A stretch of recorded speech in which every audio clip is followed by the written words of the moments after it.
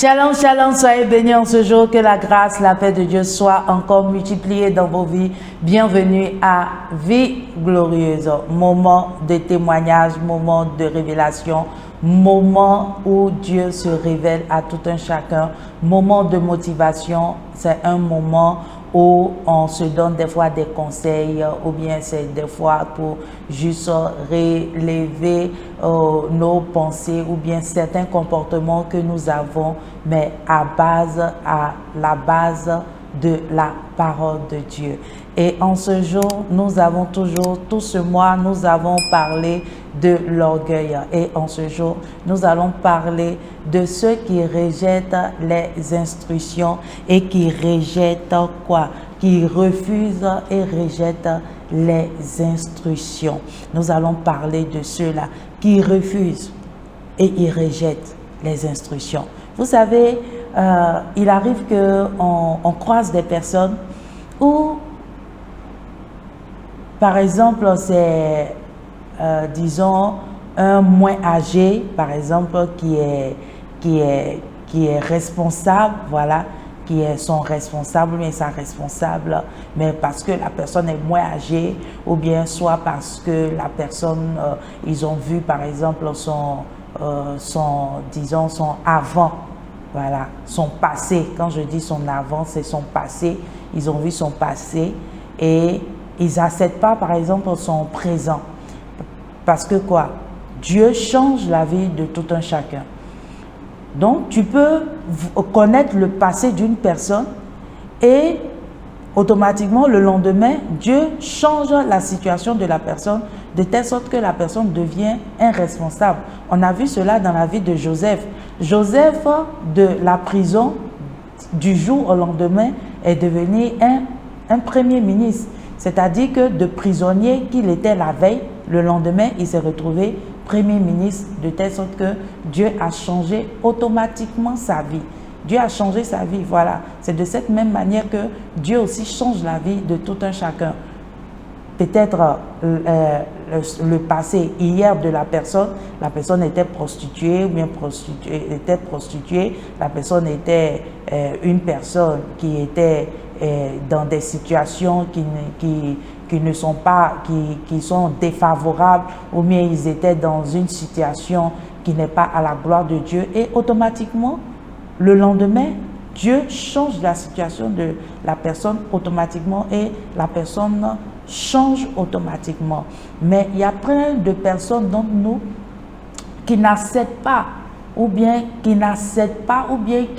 qui ne veulent pas reconnaître le changement de position de certaines personnes qui sont au-devant de nous, même si c'est des enfants. Peut-être, ou bien soit je donne un exemple, des fois, on peut se retrouver dans une société où le responsable ou bien le PDG est moins âgé que nous.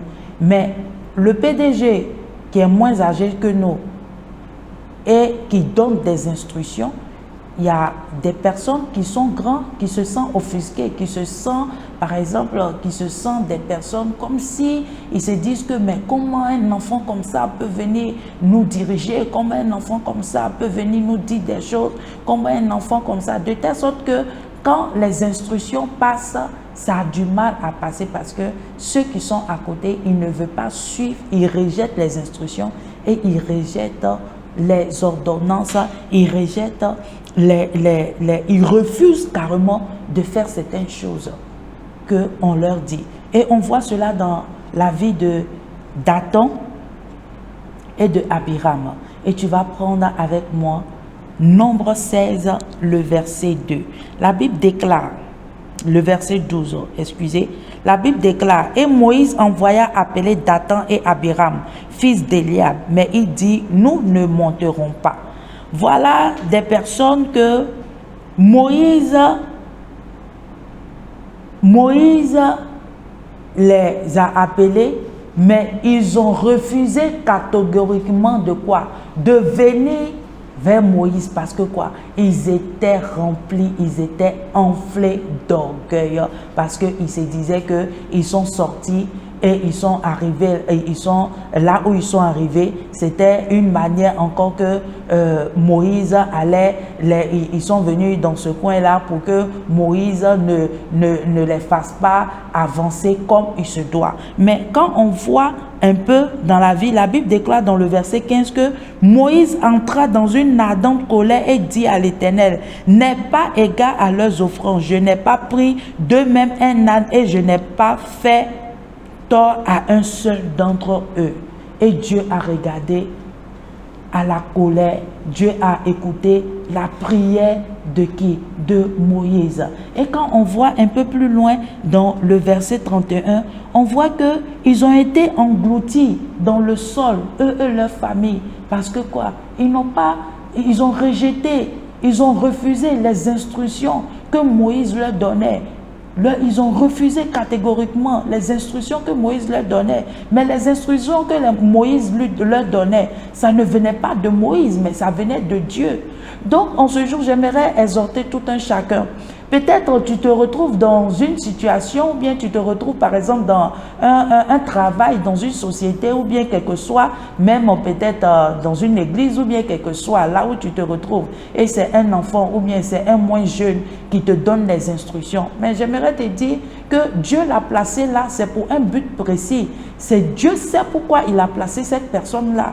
Donc, quand on donne les instructions, ou bien la personne donne les instructions, au moins faisons l'effort de pouvoir ne pas rejeter ou bien ne pas refuser les instructions qu'on nous donne pour ne pas qu'on soit comme Abiram et Dathan, la famille de Corée, qu'on ne soit pas comme eux, parce qu'ils ont été quoi? Engloutis. Ils ont été engloutis. Ils ont été engloutis à cause de quoi? L'orgueil. Donc l'orgueil ici précède quoi? La chute. L'orgueil précède la chute. Et cet orgueil-là, on a ça en tout un chacun. Chacun d'entre nous, on a ça en nous. On ne veut pas recevoir des instructions de certaines personnes parce qu'on se dit, mais la personne est qui? Elle est quoi? Ou bien il est qui? Il veut dire quoi? Il va venir m'apprendre quoi? Il connaît quoi de mieux que moi? Vous voyez, il y a des choses qu'on fait sortir qui nous placent à nous amener à dire qu'on est orgueilleux en nous. Et l'orgueil, Dieu ne veut pas que nous soyons comme Dathan et Abiram, la famille de Corée. Il ne veut pas qu'on soit comme ça, il ne veut pas qu'on soit englouti. Mais par contre, il veut qu'on ait la vie. Il veut qu'on soit des personnes qui excellent dans tout ce que nous faisons. Et en ce jour, si tu es une personne, par exemple, qui rejette, qui refuse les instructions, j'aimerais que tu rentres en toi-même et que tu demandes pardon sincèrement au Seigneur. Toutes les choses que, par exemple, que tu as dit ou bien tu as fait parce que tu étais renflé d'orgueil, parce que tu te dis que, par exemple, que toi, tu connais mieux que la personne. Mais ce n'est pas toi qui es devant, ce n'est pas toi qui es le responsable, mais la responsable. Ce n'est pas toi. Et ce acte que tu as posé peut amener un jugement sur ta vie. Tu vas demander pardon au Seigneur et que le Seigneur t'aide à ce que ce côté qui est orgueil, qui est en nous, parce que des fois, cet orgueil-là, c'est des comportements que nous-mêmes, nous ne savons pas que c'est de l'orgueil. Mais aux yeux de Dieu, c'est de l'orgueil. Et que Dieu nous pardonne. Éternel, pardonne-nous de toutes sortes d'orgueil, de toutes sortes de choses où on n'a pas voulu suivre les instructions, on a refusé les instructions, on a rejeté les instructions. Il y a des gens même, par exemple, on leur dit de venir à des réunions, ils se disent que bon, je vais venir à la réunion, pourquoi? Ils vont m'apprendre quoi? Ils vont, voilà, que Dieu nous pardonne et nous délivre en ce jour, au nom de Jésus-Christ. Si tu es une personne qui ne connaît pas le Seigneur en tant que son Seigneur sauveur personnel, j'aimerais te dire de choisir la bonne part. La bonne part, c'est Jésus-Christ de Nazareth.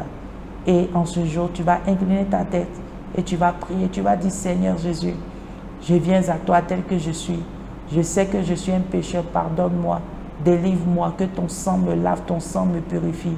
Éternel, merci parce que tu enlèves tout ce qui est orgueil en moi, tout ce qui est sémence de l'orgueil. Enlève cela en moi et délivre-moi au nom de Jésus-Christ. Merci Seigneur pour tout ce que tu fais. Au nom de Jésus-Christ, je t'accepte comme mon Seigneur, sauveur personnel. Au nom de Jésus-Christ que nous avons prié. Amen. Si tu nous as suivis, tu es béni en ce jour. Et quel que soit le type d'orgueil qui est en toi, j'aimerais que te dire en ce jour, la seule personne qui peut enlever ce sentiment en toi, c'est Jésus-Christ de Nazareth. Et il suffit seulement que tu lui demandes à chaque moment de faire de toi une personne humble, qui te donne l'humilité. L'humilité précède la gloire. L'humilité dans tous les aspects de nos vies.